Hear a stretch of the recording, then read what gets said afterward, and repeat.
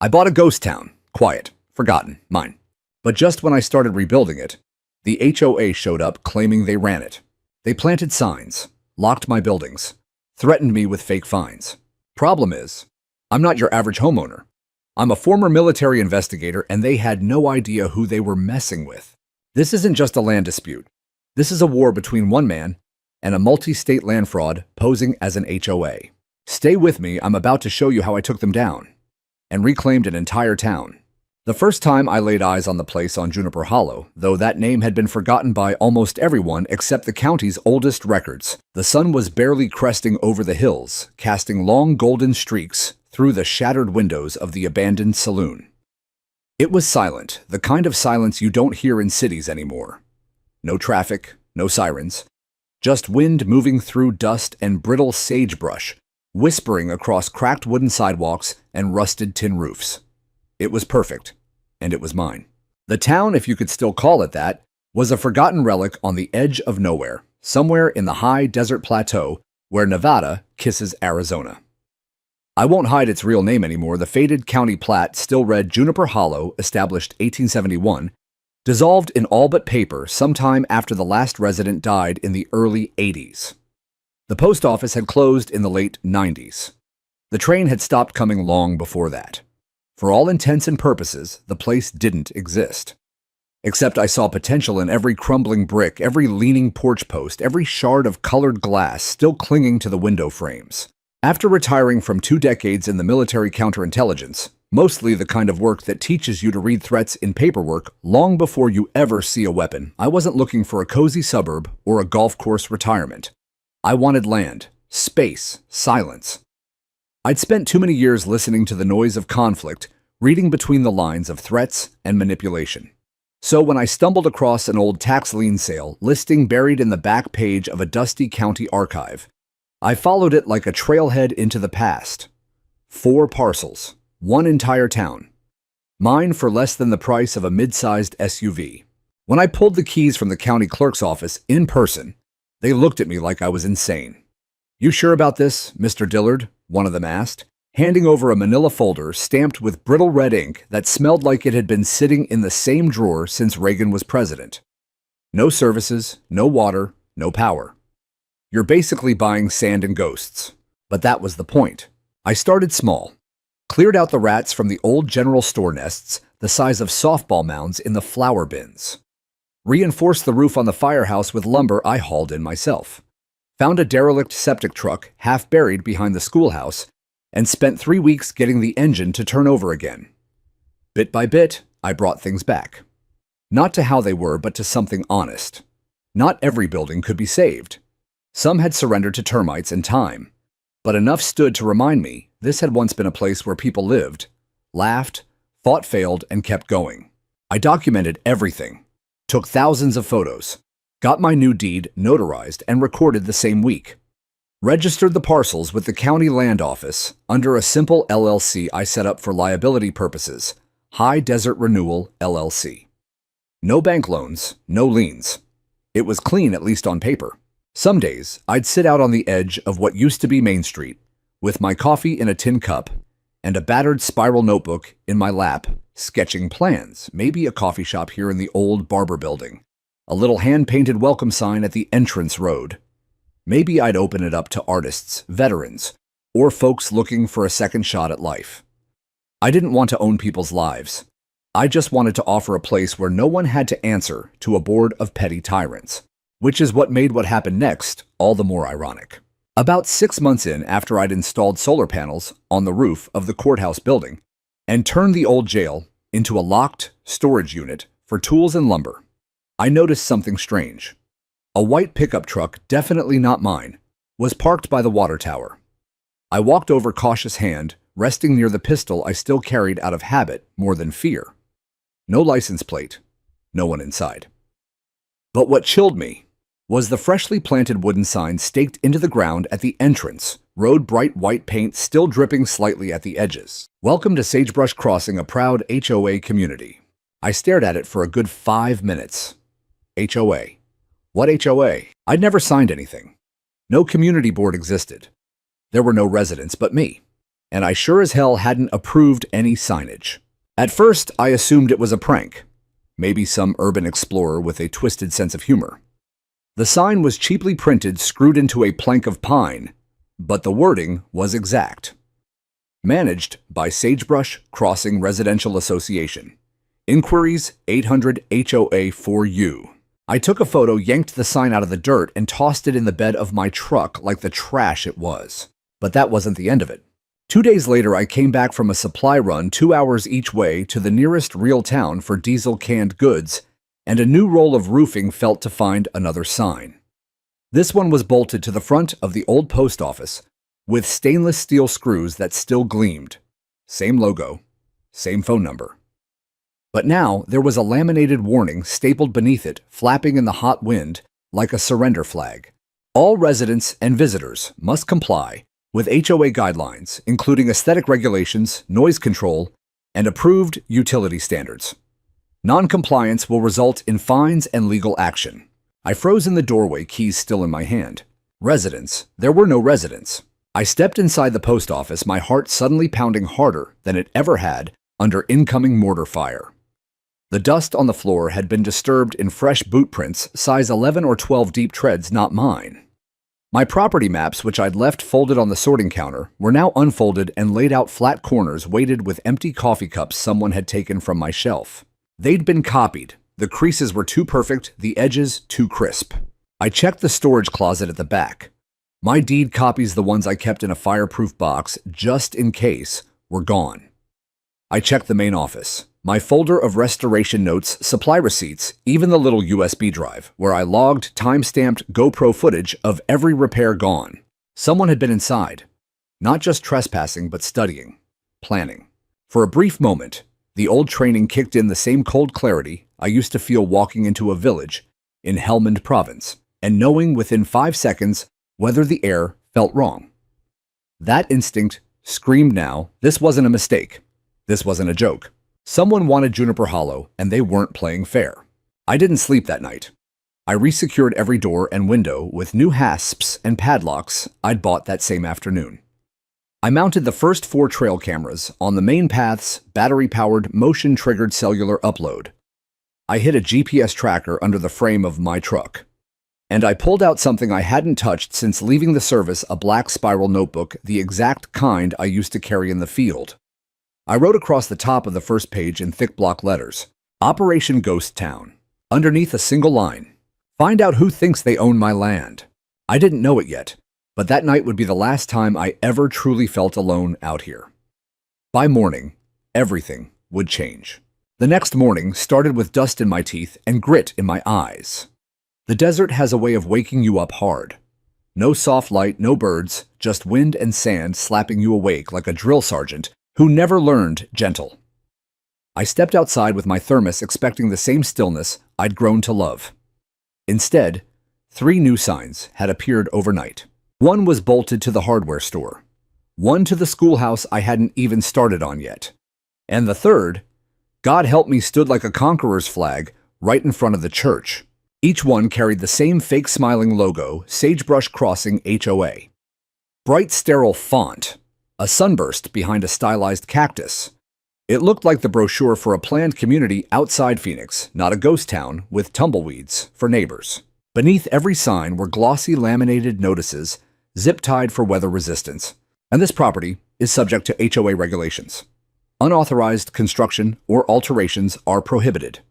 All exterior paint colors must be pre-approved. Please submit a variance request if you believe this notice was placed in error. My hands clenched until the knuckles went white. Exterior paint colors, variance requests. What kind of lunatic bureaucracy had I stumbled into? I ripped every sign down, threw them in the back of my truck with the first one, and drove to the edge of town where the cracked asphalt met the county road. I half expected to find a drone overhead or some kid in a lawn chair with a clipboard. Nothing. Just open land and a silence that now felt watched. Back at my makeshift office in the old mayor's quarters, I powered up the satellite hotspot, opened my laptop, and dialed the number on the signs, 1-800-HOA-4U. A woman answered on the third ring, voice syrupy, and clearly reading from a script. Thank you for calling Community One Management, proud administrative partner of Sagebrush Crossing. How may I direct your call? Sagebrush Crossing doesn't exist, I said, keeping my voice flat. I own every square inch of the land you're talking about. I have the deeds right here. Sir, if you're calling to appeal a violation notice, I can route you to our compliance department. Otherwise, you'll need to log into the resident portal and let me speak to your legal department. A pause not long, but long enough to register as wrong. Then, sir, all legal inquiries must be submitted in writing to our headquarters in Scottsdale, Arizona. Is there anything else I can assist you with today? Click. Dead air. I stared at the laptop screen for a long moment, then opened a new tab and typed Community One Management. The website was sleek, corporate, professional. They claimed to manage over 400 communities across the Southwest. But buried in the footer links, I found the line that raised every hair on my neck. Community One is not a licensed legal entity. Services are contracted via affiliate partnerships with local boards, shell companies. I ran a Whois lookup on the domain registration masked, cross-referenced their Scottsdale P.O. box, and found 4 other LLCs using the exact same mailbox, all formed in the last 3 years. 2 of them were mentioned in a Reddit thread titled HOA Scams You've Never Heard of. I wasn't dealing with a legitimate homeowners association. I was dealing with something far more predatory, a land grab wearing the mask of bureaucracy. But how had they found Juniper Hollow so fast? The sale had never been advertised beyond a single line in the county's legal notice section. Public land records exist, sure, but they're buried under decades of outdated filings and microfiche nobody looks at unless they're paid to. Even if someone had noticed the tax lien auction, why target this place? Why now? Then I remembered the surveyor. 2 months earlier, a man had rolled in claiming to be with the state double-checking boundary lines for old mining claims. Mid-40s aviators, slight limp clipboard, the whole package. I'd been polite, made him a cup of instant coffee on the tailgate of my truck, even walked him around the courthouse and the church. He'd asked a lot of questions about my restoration plans. Too many. How long I intended to stay. Whether I'd filed any permits for water or power. If I had partners or investors. At the time, I chalked it up to bureaucratic curiosity. Now the memory sat in my gut like spoiled meat. I opened the field notebook again and wrote in thick black ink, Surveyor Eagle Scout. Over the next 4 days, the signs multiplied like mold. A box of laminated covenant reminders appeared on the church steps. Flyers were wedged under every door I'd locked. One morning, I found orange spray paint lines on the only stretch of intact sidewalk utility markings for lines that had never existed. Then came the people. Late afternoon, 3 black SUVs rolled in and parked in front of the saloon like they were arriving for a real estate open house. 6 individuals stepped out, 5 men, 1 woman. Polos Khakis Company, lanyards, clipboards, phones, 1 guy even wheeling a bright yellow measuring wheel across my cracked pavement. I approached, slow hands, visible the way you do when you're not sure if the other side is armed with pens or pistols. Afternoon, I said. The tallest one, thick tan Bluetooth earpiece, looked like he sold timeshares for a living, turned and smiled the way a shark smiles. You must be the current occupant, he said, as if I were squatting in my own house. I'm the owner, Daniel Dillard. Deeds recorded, taxes paid, LLC filed. Who the hell are you? We represent the HOA board of Sagebrush Crossing. We're conducting a preliminary inspection in preparation for full community guidelines enforcement. I actually laughed out loud. The sound startled a raven off the courthouse roof. There is no community, I told him. There's one resident, me. And I didn't elect a single one of you. He didn't blink. The board was established via Emergency Clause 47A subparagraph 12 of the Provisional Charter filed with Maricopa County and cross-registered via our Master Development Agreement. Charter Development Agreement. This is a ghost town that hasn't had a resident since 1983. He handed me a glossy folder, thick, professionally printed, heavier than it had any right to be. Inside were bylaws, color-coded maps, drone photographs of my own buildings taken without my knowledge, and a list of lot numbers I'd never seen before, each already penciled with potential buyer names. They had replatted my entire town without ever asking me. Every structure, every corner, every square foot of dirt was labeled Phase 1 Redevelopment. I handed the folder back without breaking eye contact. "You have 10 minutes to get off my property." The woman's sharp blonde bob eyes like calculator buttons narrowed her gaze. "This town is part of a planned community initiative. Whether you agree or not, the process is already underway." "No," I said, stepping close enough that she could smell the coffee and desert dust on me. "It's not. Then we'll see you in court." They loaded up and drove off in a cloud of dust and entitlement. I stood in the street long after they were gone, watching the sun bleed out behind the hills. My town, my ghost town, had just been marked for invasion. But they didn't know who they were dealing with. I wasn't just some retiree with a pickup and a dream of rustic solitude. I was a man who had spent 20 years reading deception the way other people read newspapers. I had dismantled covert networks that hid behind paperwork thicker than this. If they wanted war through legalese, they were about to learn I spoke that language fluently. I turned, walked back into the mayor's office, and started pulling every land record I'd ever copied, every notarized deed, every county map, every time-stamped photograph I'd taken since day one. If they wanted a fight over this land, I was more than ready. By sunrise the next day, I had turned the old jailhouse into a legal war room. The narrow iron cot was buried under bankers' boxes of files. My laptop sat on the original sheriff's desk, wired to a mobile hotspot and a satellite dish I'd welded to the top of the bell tower the week before. On the whitewashed wall, I had taped a 6-foot-wide flowchart, LLC names, filing dates, P.O. boxes, registered agents, and red yarn connecting every shell company like a spiderweb of fraud.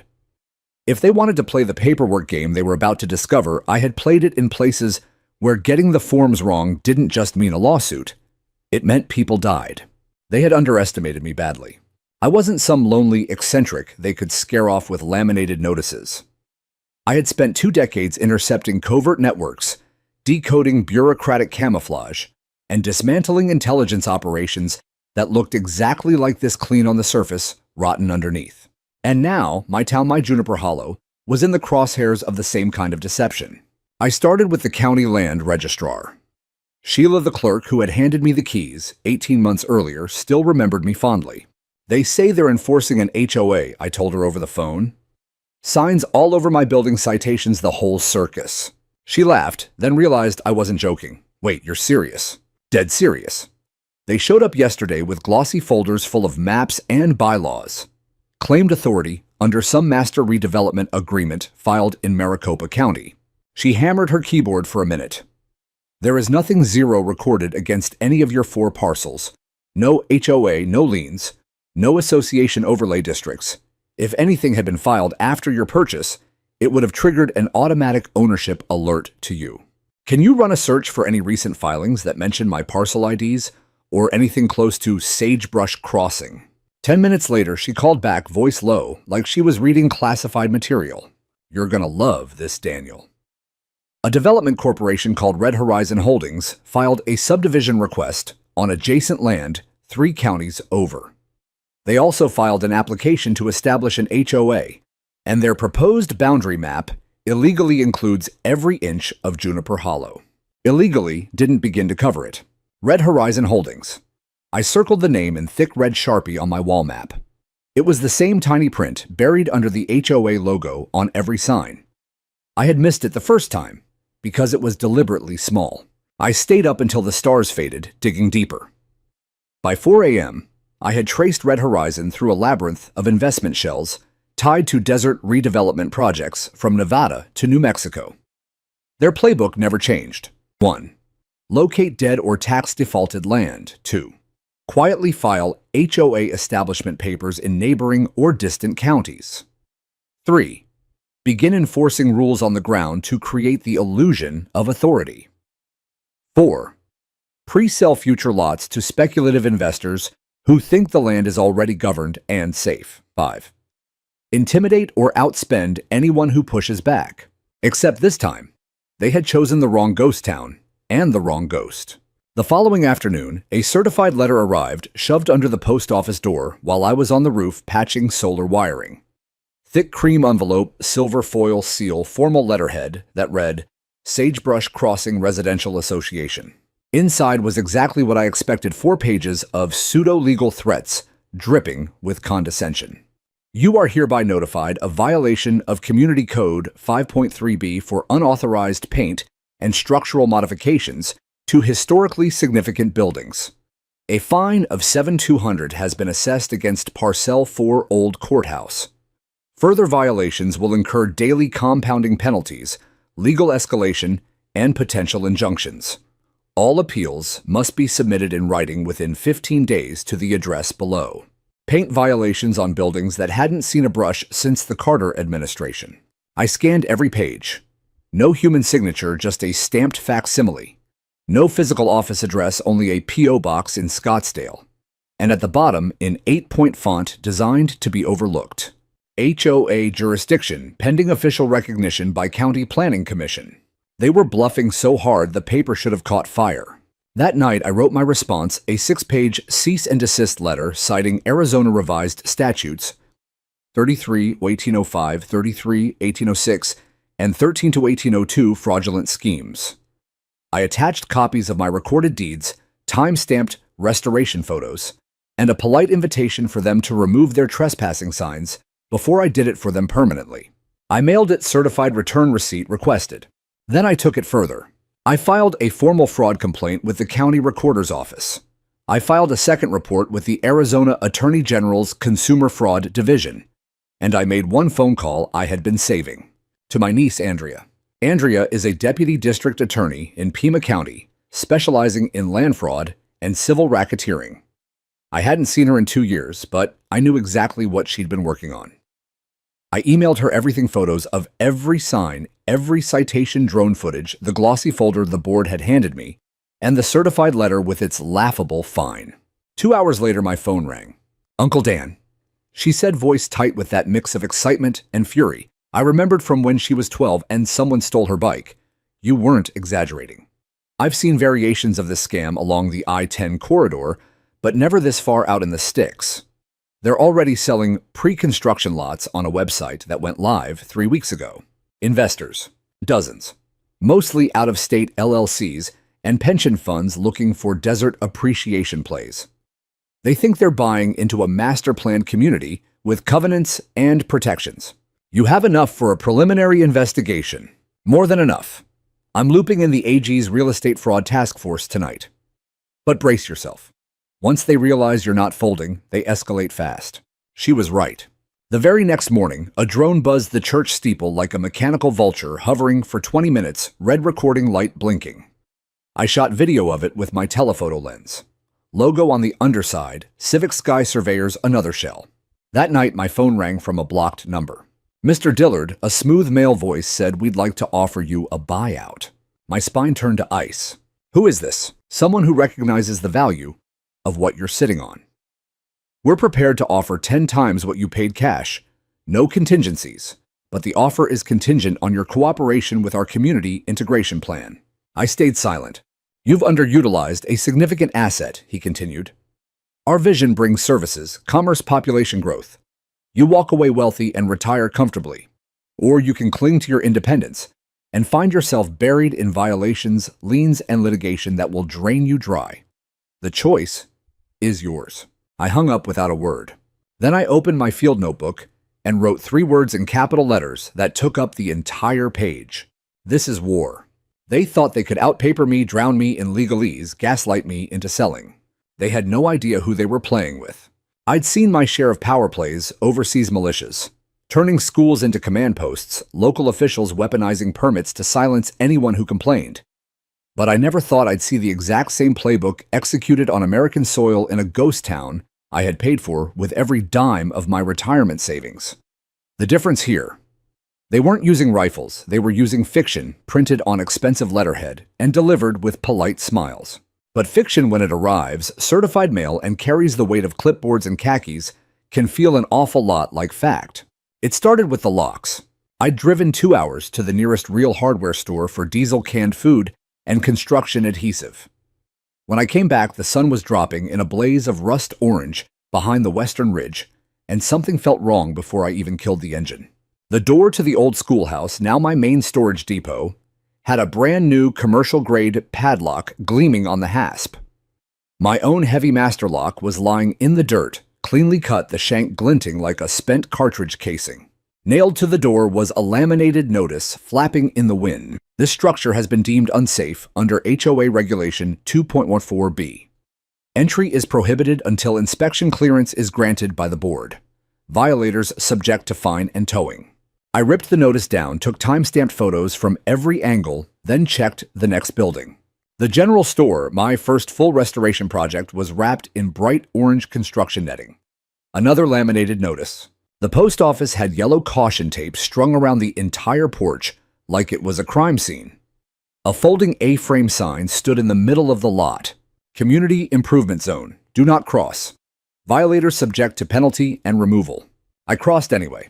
Inside the post office, someone had been through my files again. My backup set of plat maps was missing. An entire box of tools gone. My spare solar inverter gone. I stormed outside and followed fresh tire ruts deep, heavy, definitely a utility truck. They led past the church down the old wagon trail that marked the western boundary of my land, then disappeared into the canyon. Multiple sets of boot prints, some older, some made that same afternoon. They hadn't just trespassed. They had made themselves at home. That night, I called the county sheriff's substation. The deputy who answered sounded 19 and scared of his own shadow. There's no record of any condemnation order or law enforcement action in that area, he said. If someone entered your buildings without permission, that's criminal trespass and possibly burglary. Could be, I repeated. You'll need to come in and file a report in person, sir. We're short-staffed. Translation, they weren't coming out tonight. So I fell back on the only thing I still trusted completely, my training. I spent the next 6 hours turning Juniper Hollow into a fortress of documentation. I mounted 8 new motion-activated infrared cellular upload cameras, every corner, every doorway, every approach. I laid decoy sensors and tripwires that triggered silent alerts to my phone. I even planted old-school trail markers, bent grass-stacked pebbles, the way we used to do in Kandahar, to see who came and went at night. It didn't take long for the investment to pay off. 2 nights later, 2:38 a.m., my phone lit up like Christmas. Camera 3, church entryway. I opened the live feed. 2 figures in dark hoodies and gloves. One carried bolt cutters. The other held a clipboard and a flashlight with red lens cover. They moved like contractors on overtime, efficient, practiced. They weren't stealing this time. They were documenting, photographing my repairs, measuring doorways, writing notes. Every motion screamed, "We think we own this place." They were gone in 15 minutes. The next morning, the church had a new glossy sign bolted to the front doors. Future site, Sagebrush, Crossing Welcome Center. Grand opening, TBA. That was the last straw. I backed my truck into the center of what used to be Main Street, set up a folding table in the bed, mounted a 4K camera on a tripod, and raised a hand-lettered sign directly in frame. HOA fraud in progress. This is my land. Then I went live on 4 platforms at once. For 43 straight minutes, I laid everything out, every deed, every certified map, the timeline from the first fake sign to the chopped locks, the missing tools, the drone the buyout call, the forged citations. I walked viewers through the shell company web on my war room wall. I showed the overnight break-in footage in real time, faces unblurred, because at that point I no longer cared about their privacy. Someone thinks they can intimidate me off land I bought and paid for, I said, staring dead into the lens. They think laminated signs and scare tactics can overwrite legal ownership. They are wrong.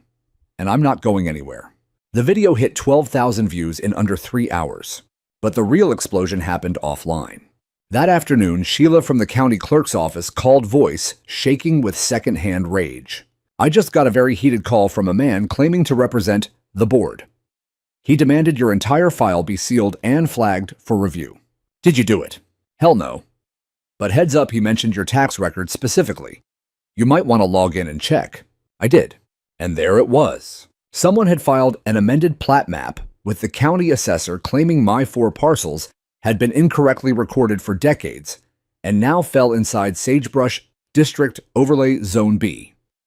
The forgery was so bold they had even mimicked the county's own letterhead template.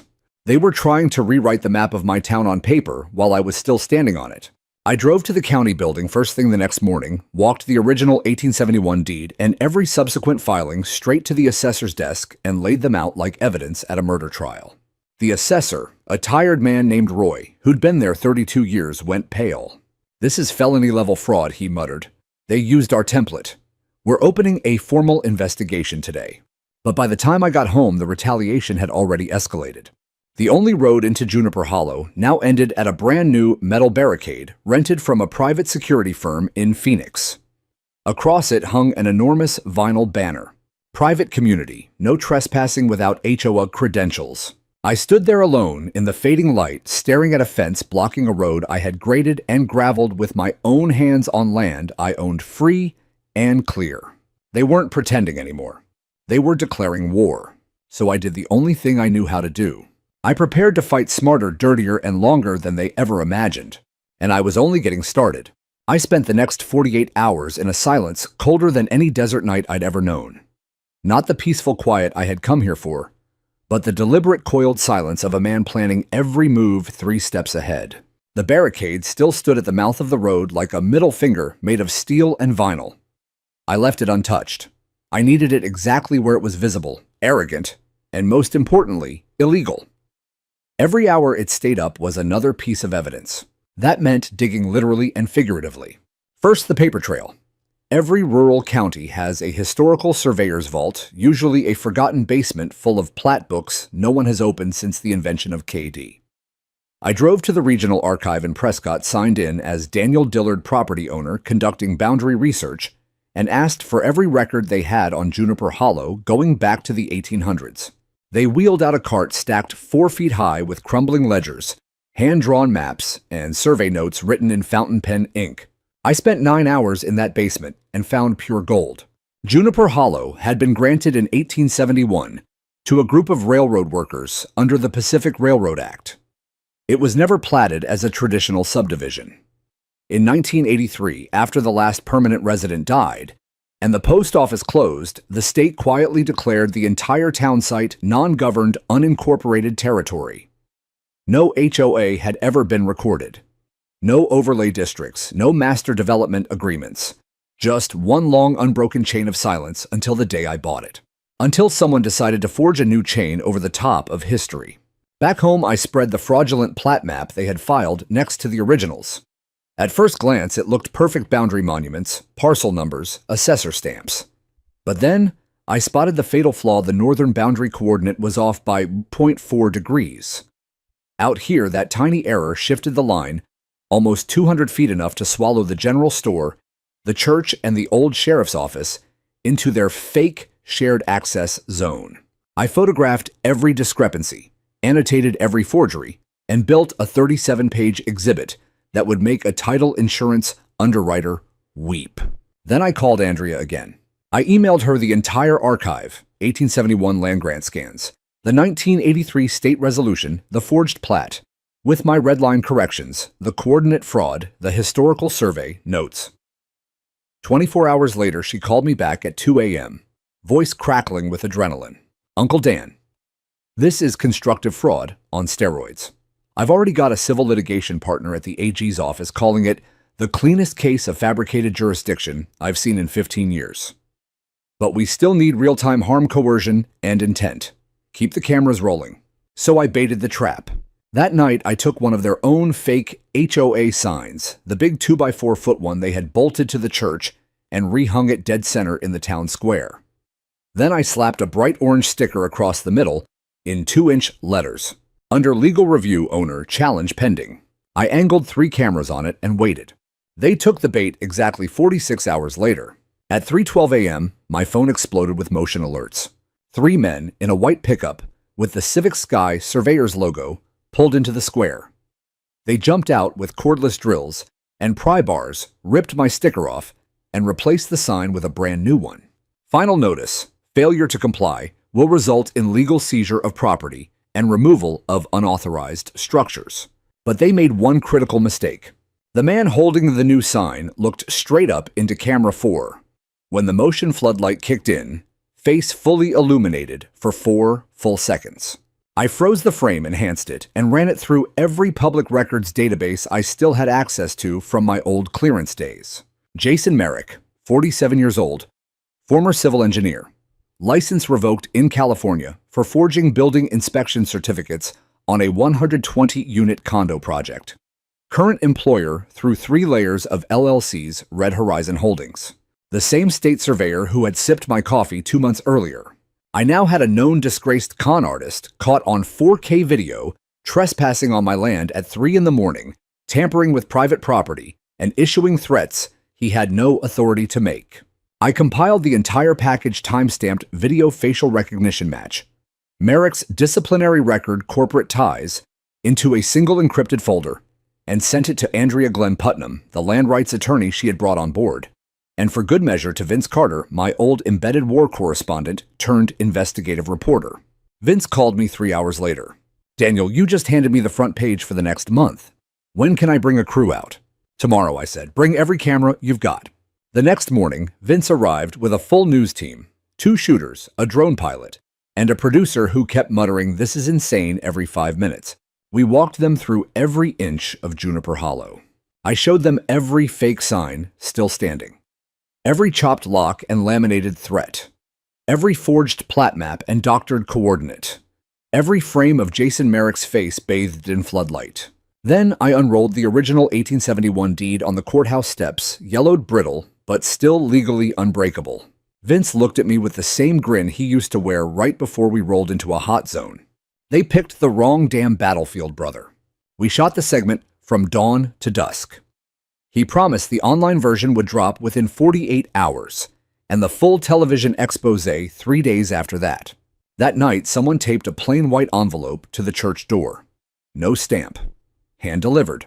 Inside was a single sheet of paper, laser-printed, no letterhead. "You are in violation of community guidelines by inviting unauthorized media onto restricted property. Further dissemination of internal HOA documents may result in civil and criminal penalties. This is your final warning." I read it twice, then smiled for the first time in weeks. Final warning. They still thought they were the ones holding the leash. They were about to discover who was really on the other end of it. I fired up the generator, booted every hard drive, and began compiling the master evidence packet for Andrea's task force. It was time to drop the hammer, and I was going to make sure it landed right between their lying eyes. The morning Vince's story broke, my phone never stopped ringing. By 6:14 a.m., the online version was live, with the headline that would echo across the Southwest for weeks. "Desert veteran fights off fraudulent HOA in ghost town takeover scheme." Within 6 hours, it had been picked up by every regional outlet from Tucson to Albuquerque. By noon, it was national. The video of Jason Merrick's face under the floodlight at 3:12 a.m. became the thumbnail on every share. It turned out I wasn't the first victim. Dozens of emails poured in, overnight ranchers and Nevada widows in West Texas, even a retired school teacher in Florida who had lost 40 acres to the exact same playbook. Different names: Desert View Estates, Sunrise Hills, Coalition, Evergreen, Civic Authority. But the same laminated signs, the same shell companies, the same script. I spent 3 straight days doing nothing but answering messages, downloading attachments, and building a shared drive titled Victims of Reclamation Phase. The deeper I dug, the clearer the pattern became. Every single fake HOA traced back to one of 3 management umbrellas. 1. Civic Sky Property Group. 2. Red Horizon Holdings. 3. Unity Point Residential Development. All 3 were registered in Delaware, the black hole of corporate transparency, and all 3 used the exact same registered agent in Las Vegas, Northwell Legal Logistics. 1 law firm, 1 attorney, 6 layers of curtains, hundreds of boilerplate filings, shuffled like a deck of marked cards. Jason Merrick's shell company, Merrick Land and Utility, had dissolved and reborn twice, in 18 months, each time leaving a trail of angry property owners and unpaid subcontractors. His last known contract, a boundary verification consultancy for Red Horizon Holdings on 4 separate projects, all now the subject of lawsuits. That was the thread I needed. 3 days after the story went viral, Vince called again, practically shouting into the phone. "Your boy Merrick just surfaced in a Pinal County civil case. Plaintiff says Merrick's crew faked an easement fenced off private land, and started marketing it as Phase 2 of a planned community that never existed. Guess who the defendant HOA hired as counsel? Red Horizon, I said. Bingo. Same attorney, same P.O. box, same Delaware LLC. House of Cards, Daniel, and it's shaking. I drove straight to the county planning office with a 3-inch binder labeled Juniper Hollow Fraud Packet. I walked it personally to Dr. Marla Denson, the zoning commissioner, mid-50s, steel gray hair, eyes that had seen every trick in the desert real estate book.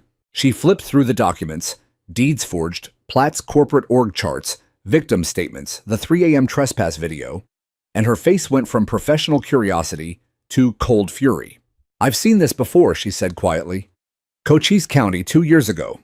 We thought it was an isolated grift. It's not. It's a template, I told her, and it's spreading. She looked at me for a long moment. Then we take it higher. She was right. With Andrea Riding Point, we escalated everything to the Arizona Attorney General's Real Estate Fraud Task Force. They had been quietly collecting complaints along the I-10 corridor for 18 months, but had never found the central node. I handed them the node on a silver platter. They opened a full RICO investigation that same week. Subpoenas flew Red Horizon Holdings, Civic Sky, Unity Point, Northwell Legal Logistics, every registered agent, every P.O. box. State auditors descended on county recorder offices from Yuma to Flagstaff, pulling every plat map filed in the last 5 years that contained the words Overlay Zone Master Association or Emergency Clause 47A. I was called to Phoenix for a 6-hour deposition. I walked in with 2 terabytes of encrypted evidence and walked out with the lead investigator calling my file the Rosetta Stone of predatory land governance. But the moment the investigation gained real momentum, the retaliation hit like a flash flood. First came the lien. Filed in Maricopa County on a Friday afternoon when no one was looking, $48,000 in unpaid community assessments, $6,300 in emergency maintenance fees, and $900 for non-compliant exterior paint usage. The document looked perfect. Official seal, notary stamp, the works. It was also 100% fiction.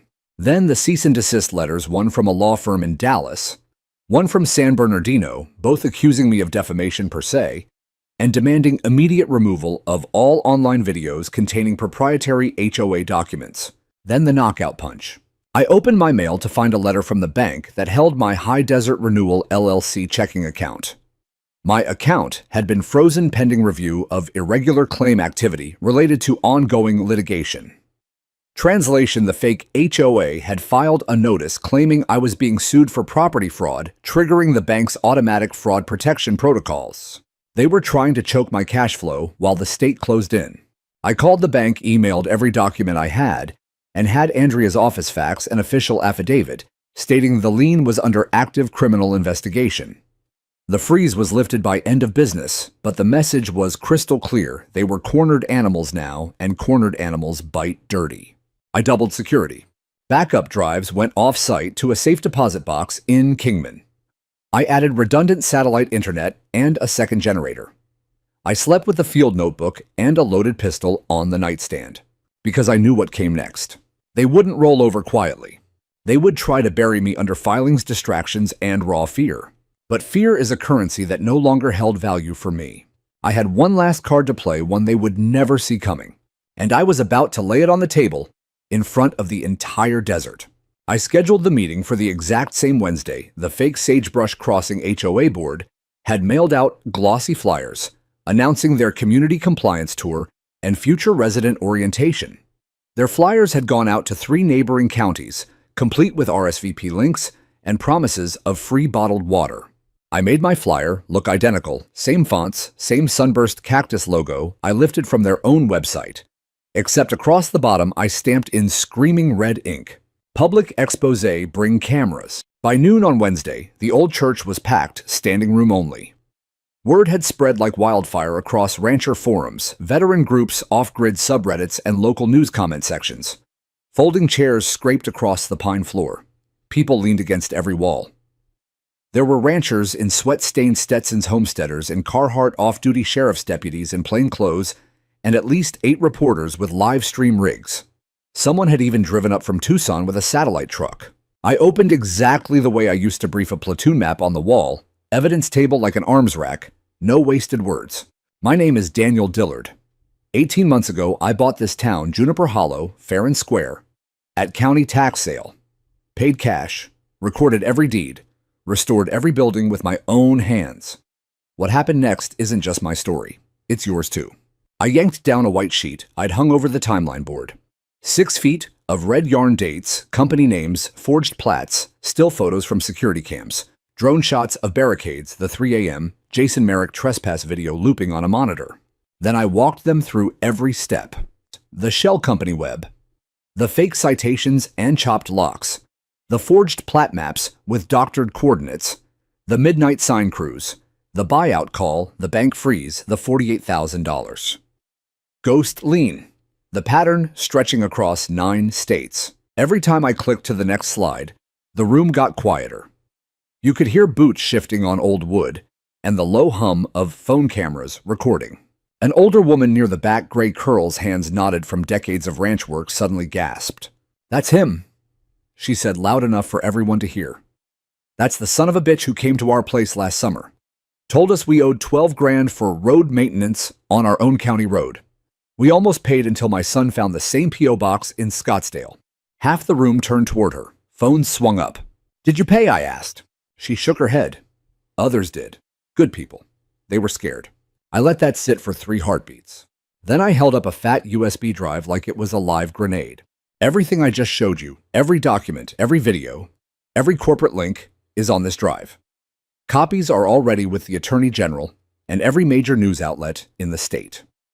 If these people ever knock on your door again, you will know exactly who they are and exactly how to bury them. The applause started slow, then rolled like thunder. That was the exact moment the 3 black SUVs rolled into the square outside. Doors opened. Same navy polos, same embroidered sagebrush crossing logos, same clipboards. The woman who had handed me the glossy folder weeks earlier stepped into the church like she owned the place. "I'm going to have to ask you to cease this unauthorized gathering immediately," she announced, voice cutting through the room. "This is private community property, and this building is scheduled for demolition as part of Phase 1 redevelopment." The room went dead silent. I didn't move a muscle. I just reached over and handed her a fresh manila folder. Inside are the original recorded deeds to every square inch of Juniper Hollow. I said calm and loud enough for every microphone to catch. "You are currently trespassing. Again." She flipped it open, face tightening with every page. "I don't care what your little protest says," she spat. "We are acting under the authority of Red Horizon Holdings recorded development rights and pending jurisdiction." No, a new voice cut in from the back of the church, sharp as a judge's gavel. Dr. Marla Denson, the county zoning commissioner, stepped forward, flanked by 2 uniformed deputies, who had quietly slipped in 10 minutes earlier. "We received your revised overlay maps, your charter claims, your boundary extensions," Marla said, holding up a thick stack of papers stamped in red ink. "Every single one is fraudulent. As of 9:00 this morning, per emergency motion of the Arizona Attorney General's office, all claims of jurisdiction by Red Horizon Holdings, Civic Sky Property Group, Unity Point Development, or any affiliate over this land are declared null and void." The woman's mouth opened, closed, opened again. You don't have the authority." "Oh, we do," Marla said. "We also have a temporary restraining order and injunction. You will remove every sign, every barricade, and every piece of equipment from this property within the next 2 hours, or you will be removed by force." The room erupted, cheers, whistles, phone cameras, flashing. The woman tried one last time. "This is harassment. This is abuse of—" "No," I said, stepping close enough that the live stream mics caught every word. "That's what you brought here." She turned on her heel and stormed out. Her 2 companions scrambled after her. The crowd parted like the Red Sea, but not before 20 phones recorded every second of their retreat. By the time the SUVs fishtailed out of town, volunteers were already ripping down signs. The fake HOA banners came off the church. The barricade at the road was dragged away by 2 ranchers with a chain and a Ford F-350. Orange spray paint lines on the sidewalk were scrubbed with gasoline and wire brushes. Within 60 minutes, every trace of Sagebrush Crossing was gone, except one. I left the very first sign they had ever planted, the one that started the whole war, bolted to the church door. Underneath it, I hung a second sign, hand-painted blood-red letters on fresh pine. Vacated by court order, no trespassing property of Juniper Hollow, free and clear. It became the most photographed spot in 3 counties. And something I never planned for started happening right then and there. People didn't leave. They stayed. One man asked if he could help finish the general store roof. A woman with 2 teenagers wanted to know if they could park a fifth wheel for a month while they fixed up the old barber shop. 3 veterans shook my hand and said they were tired of HOA hell in Phoenix and wanted to know if there was room for a couple more trailers. I looked around at the faces, tired, angry, hopeful, and realized we hadn't just defended a town. We had resurrected one. And for the first time since I bought the place, the silence that night didn't feel empty. It felt like the beginning of something alive. The morning after the church meeting, I was on my knees, pulling the last strip of yellow caution tape off the post office porch, when the first sheriff's truck rolled in slow lights off dust, curling behind it like smoke from a dying fire. Deputy Ramirez, the same young deputy who had once told me he was short-staffed, stepped out looking 10 years older than the last time I'd seen him. He carried a fat manila envelope and a paper cup of convenience store coffee. "Morning, Mr. Dillard," he said, tipping his hat. "Got something for you from the judge, and something else that might make your day." He handed me the envelope. Inside was the official writ from Arizona's 3rd Circuit Civil Court, signed, sealed, and stamped in red. Immediate injunction against any entity operating as Sagebrush Crossing Residential Association or affiliates thereof, all signage to be removed, all liens vacated, all persons claiming administrative authority evicted forthwith, temporary asset freeze on Red Horizon Holdings Civic Sky, Property Group Unity Point Development, and all known subsidiaries. I read it twice just to feel the words sink in. Ramirez watched me, a small grin tugging at the corner of his mouth. Second piece of good news, the AG's task force just raided the Northwell Legal Logistics office in Las Vegas at 0500. Seized 42 boxes and every server in the building. Your name came up a lot in the warrant affidavit. I exhaled a laugh that had been trapped in my chest for months. "You stirred up one hell of a hornet's nest, sir," he said, glancing at the church where volunteers were already prying the last fake welcome sign off the steeple. "Just thought you should know some of us are glad you did." He shook my hand firm, no hesitation this time, and left. Over the next week, the cleanup felt like exorcism. Every fake no trespassing banner came down.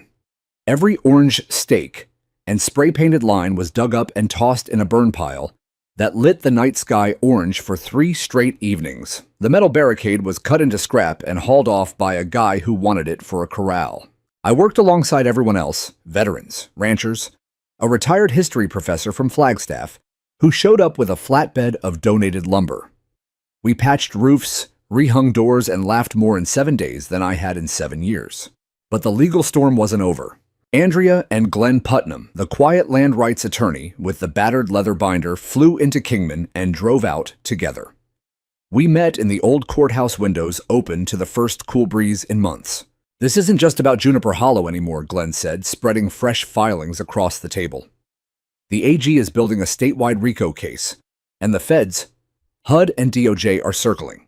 Your evidence packet is the spine of the whole thing." Andrea slid a new document toward me.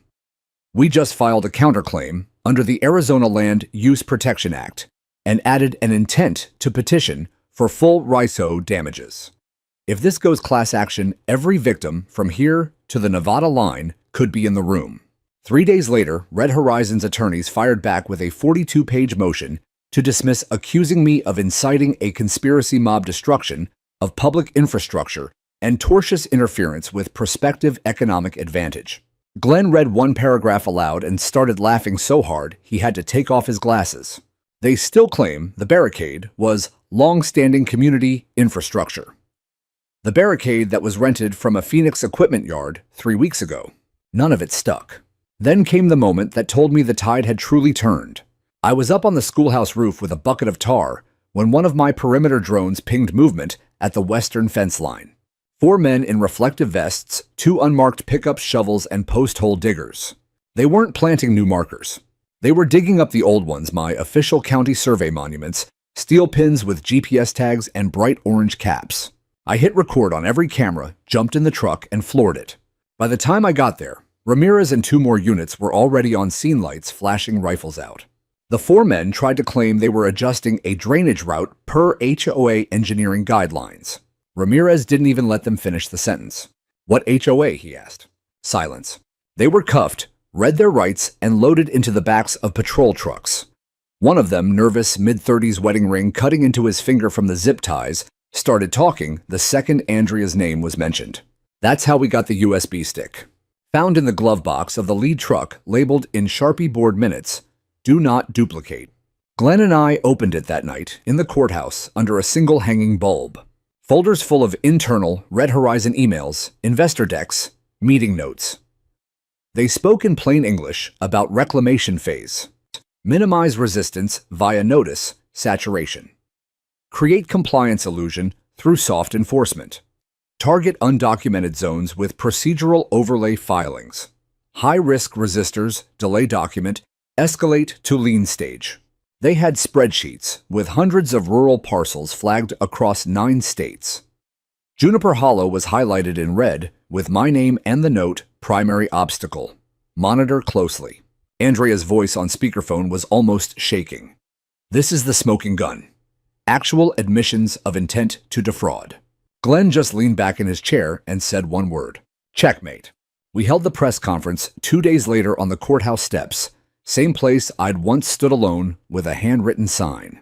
Vince brought 3 network crews.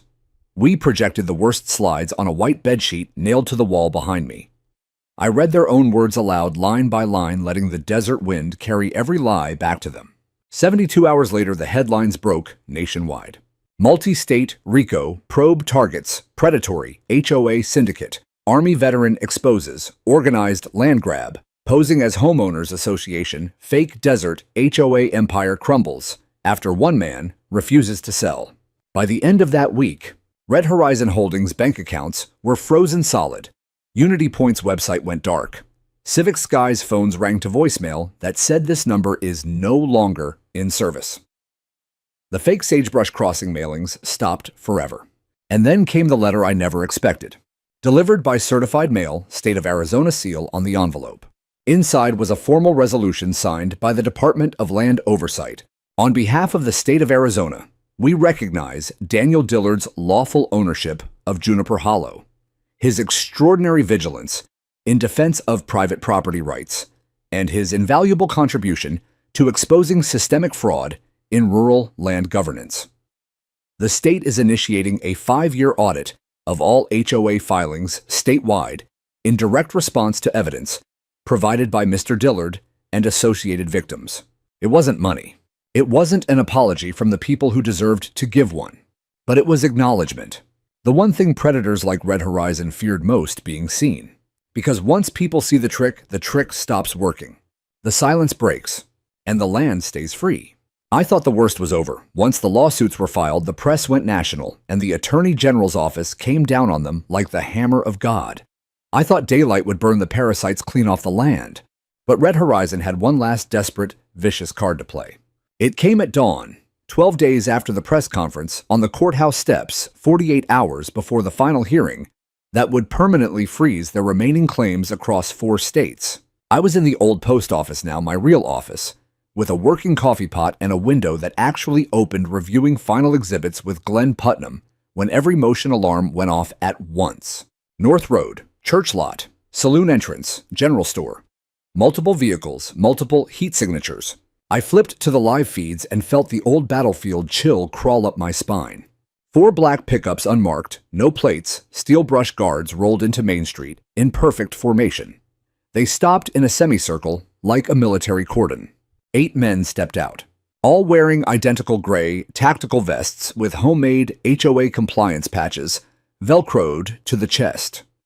Ball caps pulled low. 2 carried sidearms in drop leg holsters. The rest held thick folders and what looked like eviction notices laminated in plastic sleeves. Glenn stood up so fast his chair rolled back and hit the wall. Jesus Christ, is this actually happening? It's theater, I said, but my hands were already moving. I hit the panic button I'd wired months ago. Every camera switched to 4K live stream on 3 platforms simultaneously. Red recording lights blinked on every building in town. The whole world was watching now. I stepped outside slow shoulder rig camera, rolling arms visible. "Can I help you, gentlemen?" The leader, broad-shouldered, clean-shaven, moved like ex-infantry gone private sector, stepped forward and read from a printed sheet like it was scripture. "Mr. Daniel Dillard, by authority of the Sagebrush Crossing Residential Association Emergency Board vote, you are hereby notified of immediate eviction from premises under administrative review. Vacate within 15 minutes or be removed by force." Glenn came out behind me. "There is no legal authority behind that statement. You are impersonating officers on private property while armed. That's multiple felonies." The leader didn't even glance at him. "We are empowered to enforce community transition protocols." "That's a felony threat," Glenn said, voice steady as granite. "Stand down." One of the armed men shifted his weight hand, drifting toward his holster. That's when the sirens finally hit. 2 sheriff trucks crested the ridge behind the saloon lights, spinning red and blue across the desert morning. A third unmarked SUV followed fast, Andrea jumping out before it fully stopped, badge in one hand, federal injunction in the other. She didn't shout. She didn't need to. "Stand down," she said, walking straight to the leader. "You are under active investigation by the state of Arizona and the United States Department of Housing and Urban Development for racketeering, wire fraud, mail fraud, and impersonation of legal authority. Drop the paperwork and put your hands where I can see them." The men froze, eyes darting between Andrea, the deputies, fanning out with rifles up, and the dozen live stream counters climbing past 40,000 viewers. Ramirez stepped forward and snapped his holster open. I said, "Stand down." That broke them. Folders hit the dirt.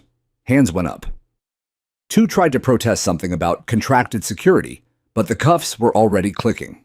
8 men in fake tactical gear, loaded into the backs of sheriff trucks, read their rights in front of half the internet. The eviction lasted 19 minutes from arrival to departure. But what they left behind in the trucks chilled me more than any weapon. Investigators found scripts titled Enforcement Approach, High-Risk Resistor, a laminated flowchart. If confronted by true owner, delay document escalate, a printed dossier on me, military record, LLC filings, even photos of my niece's house in Tucson. And at the very bottom of one folder, a single line circled in red. Subject Dillard designated Priority 1 obstacle, neutralize via maximum pressure. They had trained for this. They had rehearsed it. They had come ready to drag me out of my own town on camera. I sat on the church steps long after the dust settled, adrenaline crashing so hard my hands shook. I wasn't angry anymore. I was exhausted. But beneath the exhaustion, something unbreakable had taken root. Resolve. They hadn't come for my town. They had come for the idea that a man could own something outright, fix it with his own hands, and live free of their rules. They had tried to murder that idea in front of the whole world, and they had failed. Over the next week, the desert swallowed the last traces of them. The fake compliance vests were cut up and used as oil rags. The eviction notices became fire starter in the communal pit. The trucks were impounded and later auctioned to pay victim restitution. I left one thing untouched, the original Welcome to Sagebrush Crossing sign that had started the war. I bolted it to the side of the courthouse and hung a second plaque beneath it. Vacated by court order. Fraud exposed. Juniper Hollow remains free. Travelers still stop to take pictures. Reporters still call. But most days, the only sound is Hammer's laughter and the bell we restored in the schoolhouse, ringing once a week, not to impose order, but to celebrate it. The town is alive again. Not as a development, not as a scam, but as a place where people who got tired of being managed decided to manage themselves. We eat together on long tables in front of the saloon every Sunday. Kids chase dogs down Main Street. Veterans park trailers where they want, paint them whatever damn color they please, and nobody sends a variance request. Andrea's task force is still dismantling the network. New indictments drop every month. Glenn says the civil settlements will run into 8 figures when all the victims are counted. One afternoon, I got a call from the State Land Use Reform Summit in Phoenix. They wanted me to speak. I almost said no. I hate podiums. But I went anyway, same boots, same faded denim shirt I wore the day I tore down their barricade. The room was full of legislators, planners, and people who had once felt powerless against laminated threats. I told them everything. About the signs in the night. About the chopped locks and the midnight cruise. about the men in fake tactical gear who thought paperwork and intimidation could overwrite deeds. Then I told them what we built instead. Not with grants or management companies, but with trust, with stubbornness, with the refusal to bow. Afterward, a woman in the back stood up, tears on her face. I thought I was crazy, she said. They told me I didn't own my grandfather's ranch anymore. You do, I told her. You always did. Reforms are coming slow, but real. Counties are auditing old filings. New laws require resident consent before any HOA can be created on ungoverned land. Victims have a clear path to justice. I still live in Juniper Hollow. The church bell rings clear now. The general store sells coffee on weekends, no board approval required. The old jail is a community library. And every morning, I walk Main Street with a tin cup of coffee, listening to the wind move through cottonwoods someone planted last spring. The silence isn't empty anymore. It's peace. Hard-won, fiercely defended, and shared with anyone willing to stand up and keep it. I never set out to start a movement. I just wanted quiet. But sometimes when you refuse to move, you don't just save your own ground. You remind the whole damn country how sacred ground is supposed to feel. And for that, I would fight every single day of this war again.